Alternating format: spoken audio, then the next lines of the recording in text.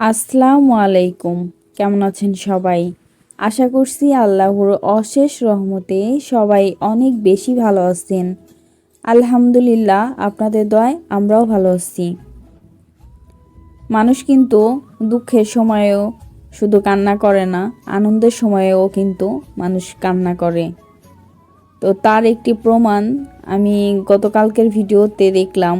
শাহিনুর সিদ্দিকা এই আইডি থেকে আপুটা দেখি 1K পূর্ণ হয়েছে। তো দেখি 1K পূর্ণ হওয়ার আনন্দে আপুটা কান্না করতেছে। আমরা যারা ইউটিউবিং করি, আমাদের কাছে 1K কতটা প্রয়োজনীয় আর কতটা আনন্দের একটি বিষয়, যারা ইউটিউবে কাজ করে তারাই শুধু বুঝতে পারবে। তো আপুটা যখন বলতেছিল আর কান্না করতেছিল আবেগপ্রবণ হয়ে, মানে কখন যে আমার চোখে পানি এসে পড়ছে নিজেই জানি না। তো শাহিনুর সিদ্দিকা আপু কিন্তু অনেক ভালো মনের মানুষ, আর আপুটা কিন্তু সবাইকে অনেক বেশি সাপোর্ট করে।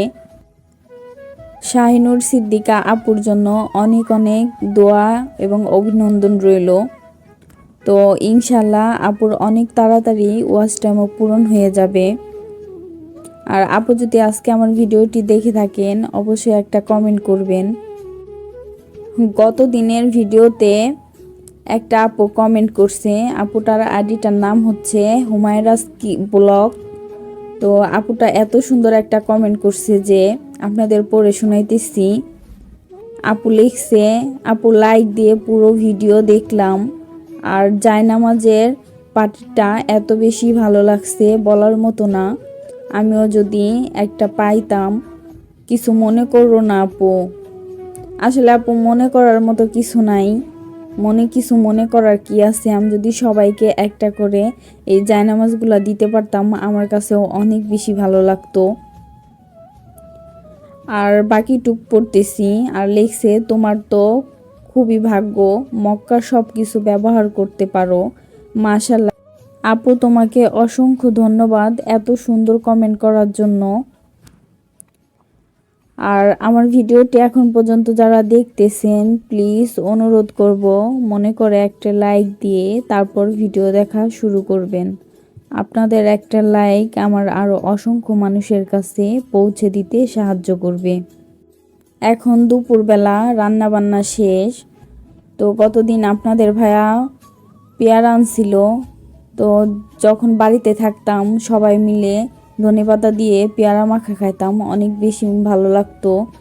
তো আজকে কেন জানি ওইভাবে পেয়ারা মাখা খেতে মন চাইতেছে। এই জন্য আর কি, আমরা তো যখন বাড়িতে থাকতাম পাটায় বাটতাম বাইটে, তারপরে ভর্তা করতাম। তো এখানে তো আর পাটা নাই, শিল পাটা। তো ভাবছি ব্লেন্ডারে দিয়ে দেখি কেমন হয়। তো ভালোভাবে কেটে নিলাম। আর এই পেয়ারা মাখাটা কিন্তু খেতে অনেক বেশি মজা।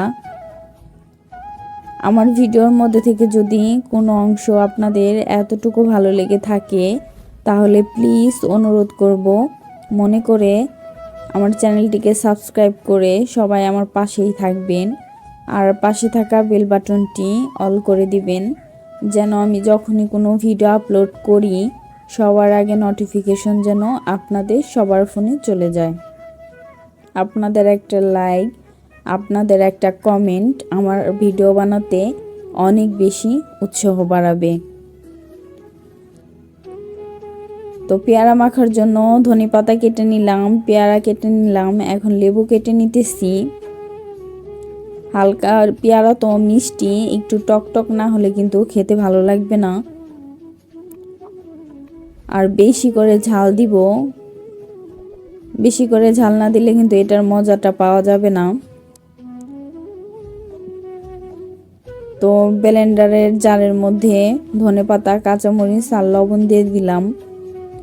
এখন পেয়ারাগুলো দিয়ে দিতেছি টুকরো করা। আর কে কে এভাবে পেয়ারা মাখা খাইছেন অবশ্যই কমেন্ট করতে কিন্তু ভুলবেন না।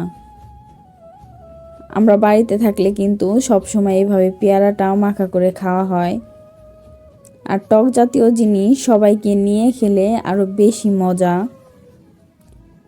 তো আমার পেয়ারা মাখা কিন্তু করা শেষ। এখন টকের জন্য একটু লেবু দিতেছি। লেবু দিয়ে ভালোভাবে মিশিয়ে নিব।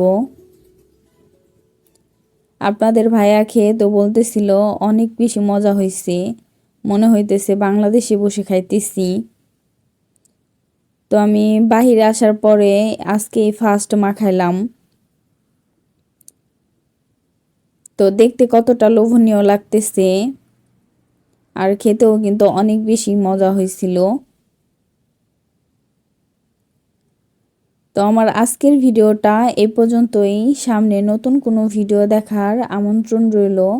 তো সে পর্যন্ত সবাই ভালো থাকবেন, সুস্থ থাকবেন। আল্লাহ হাফেজ। আসসালামু আলাইকুম।